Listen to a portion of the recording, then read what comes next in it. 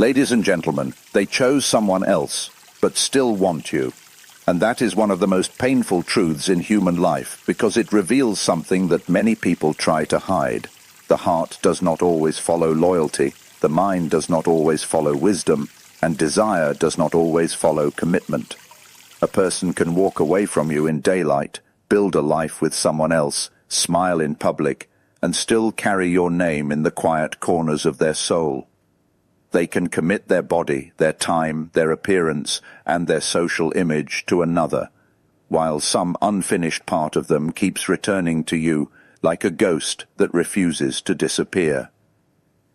This is not only a story about love, it is a story about the human psyche. It is a story about shadow, projection, longing, and the deep conflict between what we choose and what we truly feel. Carl Jung taught us that the unconscious is not a polite guest. It does not ask permission. It returns in dreams, in symbols, in repeated patterns, and in the people we cannot forget. And when someone chooses another person but still wants you, it often means that they never truly integrated what you represented. You were not simply a person to them. You became a symbol, a mirror, a possibility, a wound, a fantasy, a truth they were not prepared to face. Ladies and gentlemen, let us be honest.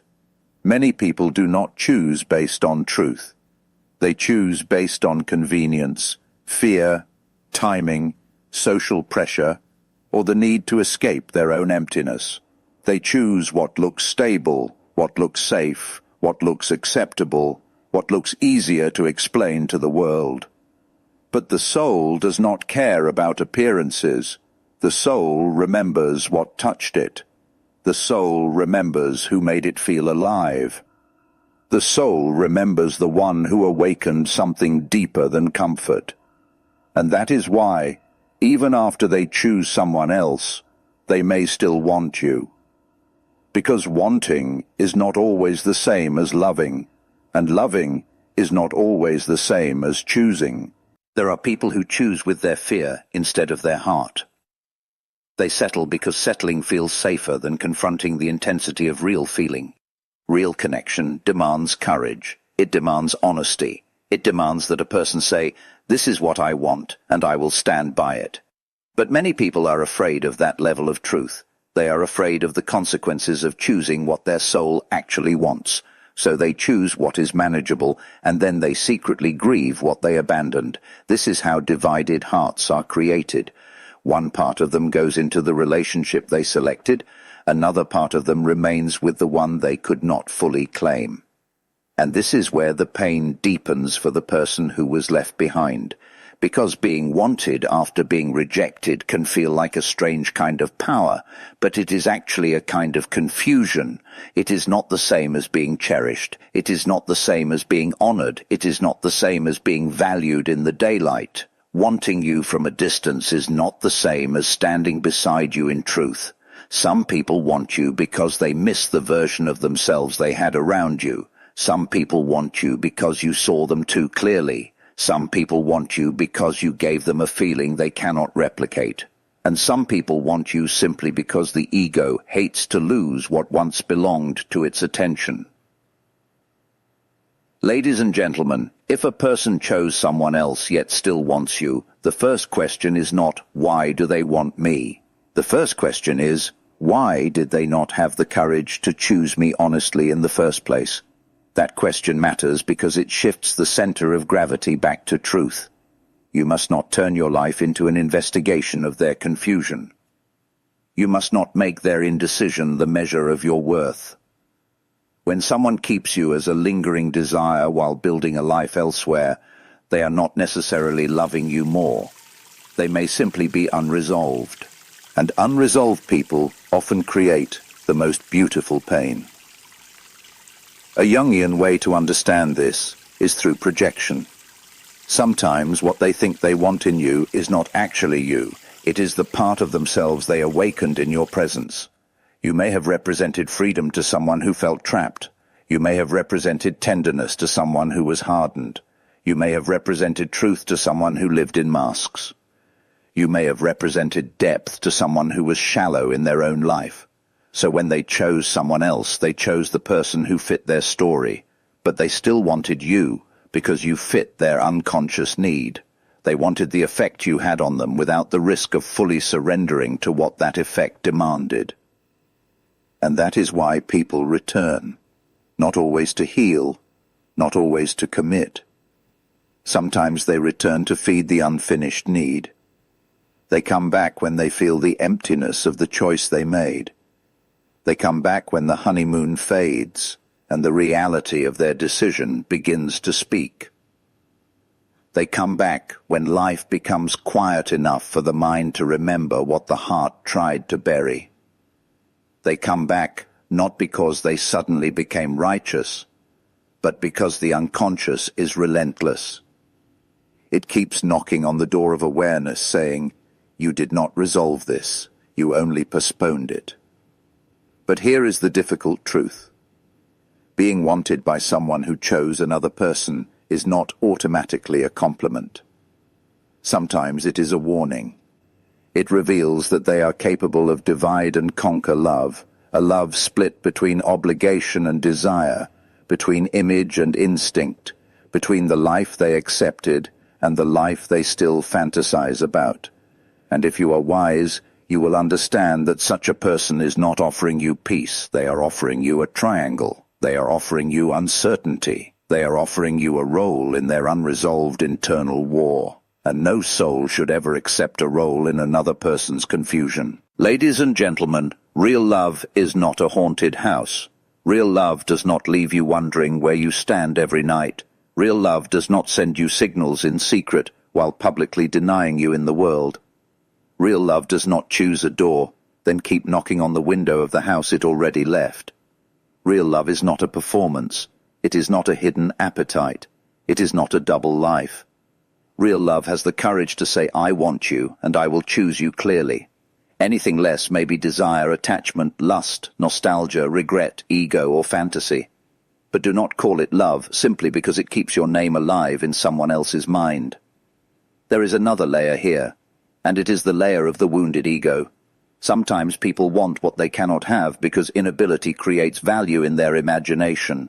The moment you become unavailable, they begin to romanticize you. The moment you stop chasing, they begin to notice your absence. The moment you detach, your presence grows larger in their mind. This is a cruel human habit. We often ignore what is stable and worship what is distant. We take the familiar for granted and chase the lost with a kind of emotional hunger that borders on madness. This does not mean you are more beautiful only when you leave. It means the human psyche often wakes up too late. That lateness is dangerous. It can turn a person into someone who wants you but cannot sustain you. They may want the comfort of your warmth but not the discipline of your loyalty. They may want the memory of your devotion but not the responsibility of your trust. They may want your attention when they feel lonely, your admiration when they feel insecure, your tenderness when they feel broken, your forgiveness when they feel guilty. But when the moment comes to truly stand with you, many disappear, because wanting is easy, holding is harder, admiring is easy, choosing is harder, remembering is easy, committing is harder, and you must learn to distinguish the two. Do not confuse emotional hunger with devotion. Do not confuse longing with love. Do not confuse regret with repentance. Do not confuse absence-induced desire with genuine commitment. A person may miss you deeply and still not be ready to honor you properly. They may dream of you and still not be worthy of you. They may speak about you with longing and still not have the integrity to rebuild what they destroyed. The heart can be loud while character remains weak. That is why feelings alone are not enough. A feeling that cannot become action is only a passing storm. Ladies and gentlemen, if someone chose another person but still wants you, let their want reveal their confusion, not your destiny. Let it reveal their divided inner world, not your unworthiness. You do not need to compete with the person they chose. You do not need to become a shadow version of yourself to be selected. You do not need to shrink, perform, or prove. The tragedy of many beautiful souls is that they try to win back someone by becoming easier to swallow, easier to manage, easier to control. But the truth is this: if your real self was not enough for them, then changing yourself into something smaller will not heal the wound. It will only deepen it. The soul desires wholeness, and wholeness does not come from chasing someone who keeps you at the edge of their life. Wholeness comes from the moment you stop negotiating your dignity. It comes from the moment you say, "I am not a backup plan. I am not an emotional convenience. I am not a private sanctuary for someone who built a public life elsewhere." This is not bitterness. This is maturity. This is the ability to look directly at an uncomfortable truth and refuse to distort it for the sake of hope. Hope is beautiful when it is rooted in truth, but hope becomes poison when it is used to keep you waiting for crumbs. There are people who will keep you emotionally suspended for years because they do not want to lose access to your energy, even though they did not choose you fully. They like knowing you are there. They like knowing you still care. They like the invisible thread that connects them to your heart. But ask yourself, is that love or is that dependency? Is that desire or is that ego? Is that a sacred bond or is that simply an attachment they have not had the courage to release? Carl Jung might say that what is unowned in us is often projected outward. People project their hidden longing onto others, and then they mistake the projection for destiny. They think they are in love with a person, but they are actually in love with what the person awakened in their unconscious. They think they cannot let you go because you are unique, but sometimes they cannot let you go because you represent the emotional possibility they never developed within themselves. You became a container for their unlived life. That is why your absence feels so threatening to them. It is not only about losing you, it is about losing the mirror that reflected back a part of themselves they did not know how to become. This is why the wise do not beg to be chosen by confused people. The wise wait for clarity.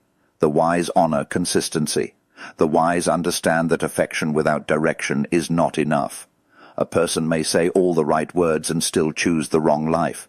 They may call you in private and deny you in public. They may admire you while belonging to another. They may crave your understanding while refusing your truth. But the soul, ladies and gentlemen, does not thrive in secrecy forever. It suffocates there. Anything that must be hidden to survive is already carrying the seed of its own collapse. And now let us speak to the one who was chosen last, or not at all, or replaced and still remembered. You have likely asked yourself many questions. Was I not enough? Why did they leave? Why do they still come back emotionally? Why can they not let me go? Why do they want me only after choosing someone else? These questions are human. They are natural. They are the questions of a heart trying to make sense of contradiction. But at some point, you must turn those questions into one higher question. What is this teaching me about my own value? Because every time a person chooses someone else but still wants you, the universe is showing you something essential. Your presence has impact. Your energy is memorable. Your love leaves an imprint. You are not easily forgotten. That is true. But being unforgettable is not the same as being honored. Being desired is not the same as being respected. Being remembered is not the same as being chosen rightly. Do not build your identity on being someone's unresolved feeling. Build it on being someone's clear, mutual, conscious and present reality. There is dignity in walking away from ambiguous affection. There is power in no longer feeding a connection that exists only in the shadows. There is healing in refusing to compete with fantasy. There is freedom in understanding that if someone wants you, they must want the whole of you, not just the comfort you provided, not just the tenderness you offered, not just the attention they miss when they are alone. Let them want the person, not the service. Let them want the soul, not the convenience. Let them want the truth, not the dream. And sometimes, when you step back, the truth becomes visible. People reveal themselves most clearly when they lose access. The one who truly values you will move with clarity.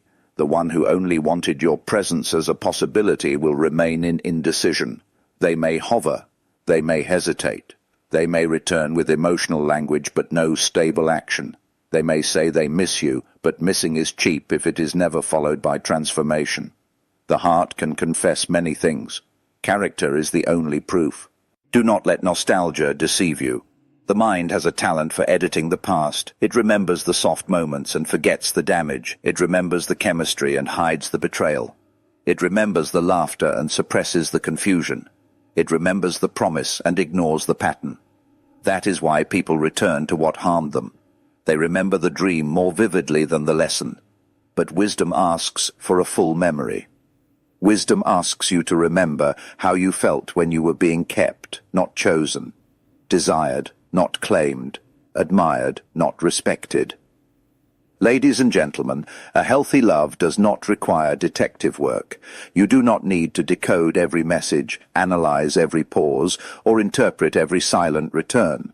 A healthy love does not need to be excavated from confusion. It presents itself plainly. It stands in daylight. It speaks the same truth in public and private. It does not split itself into fragments. It does not build one life while sending smoke signals to another.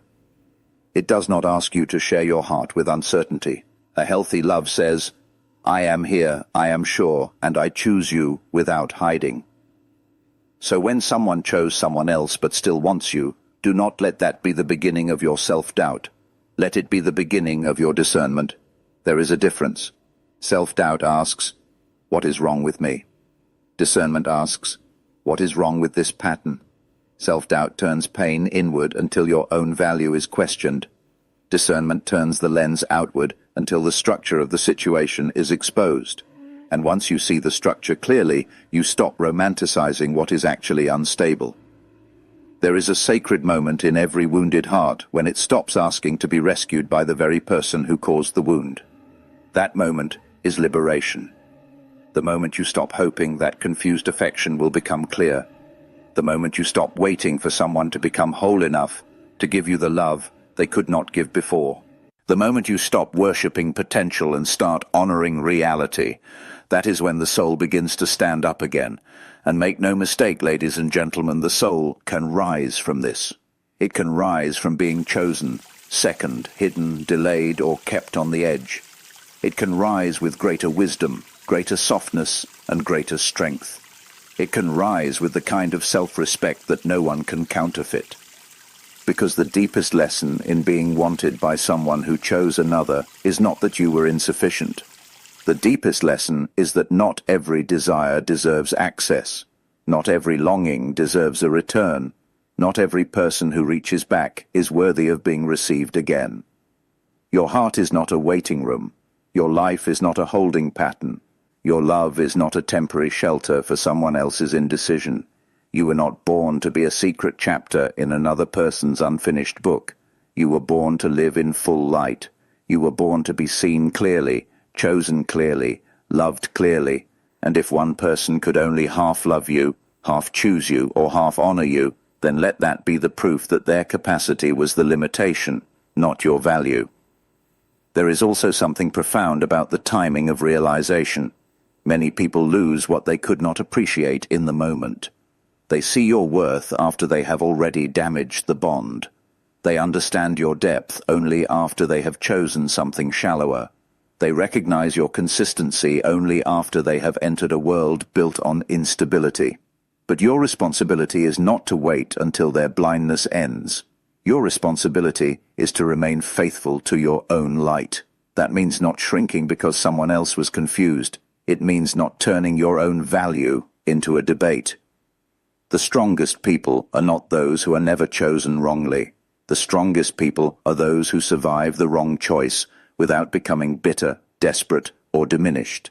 They take the lesson and keep their dignity. They refuse to become hard where they were once tender. They refuse to become small because someone else was careless. They refuse to let an unresolved love story become their identity. They grieve, yes. They remember, yes. They feel, yes. But they do not surrender the future to the ruins of the past. And perhaps that is what Jung would remind us. The path to wholeness often begins where fantasy ends. Once the illusion breaks, reality can finally breathe. Once you stop trying to be chosen by the person who is split within themselves, you begin the work of choosing yourself. And self-choice is not arrogance, it is alignment. It is the decision to no longer place your life in the hands of emotional ambiguity. It is the moment you say, I will not be a footnote in someone else's indecision. I will be the author of my own becoming. So listen carefully. If they chose someone else but still want you, let them want from a distance until they are capable of truth. Let them feel the ache of what they did not honor. Let them sit with the contrast between the life they selected and the feeling they abandoned. But do not let their longing become your prison. Do not let their regret become your job. Do not let their memory become your leash. Because there is a world of difference between being loved and being needed, between being cherished and being desired, between being remembered and being truly chosen. And you, ladies and gentlemen, deserve the fullness, not the fragments. You deserve the clear gaze, not the hidden glance. You deserve the hand that reaches without hesitation. You deserve the heart that does not divide its allegiance. You deserve a love that does not ask you to compete with a life you were never meant to fight. So rise above the triangle. Rise above the secrecy. Rise above the emotional crumbs. Rise above the person who wants to keep the door of your soul half open while they live behind another one. Close the door gently or firmly, if you must. Not because you hate them, not because you are cold, but because your peace is more sacred than their confusion. Your future is more valuable than their hesitation. Your heart is more precious than their indecision. And when the right love arrives, it will not need to choose between you and someone else. It will not keep you in the margins. It will not whisper in shadows. It will not ask you to tolerate uncertainty as if it were devotion. The right love will stand before you with clarity, honesty, and courage. It will not simply want you. It will choose you. And it will choose you in a way that can be seen, trusted, and lived. Until then, protect your spirit. Guard your worth. Do not turn your heartbreak into worship. Do not turn your availability into a trap. Do not confuse someone's unfinished longing with your destiny. You are not a consolation prize. You are not a fallback. You are not an emotional afterimage. You are a whole human being, worthy of a whole love. Ladies and gentlemen, the soul does not heal by being half-held. It heals by being truthfully held, or by being released from what cannot hold it at all. So let the confused keep their confusion. Let the divided remain divided until they choose integrity. Let the past speak, but do not let it govern your future. And if someone chose another yet still wants you, remember this: wanting is not enough. The heart must have the courage to arrive, and when it does, there will be no need for secret longing, no need for hidden signals, no need for emotional leftovers. There will only be clarity. There will only be presence. There will only be the dignity of being chosen completely. That is what you deserve. That is what your soul has always deserved. And that is what no confusion in this world can take away from you.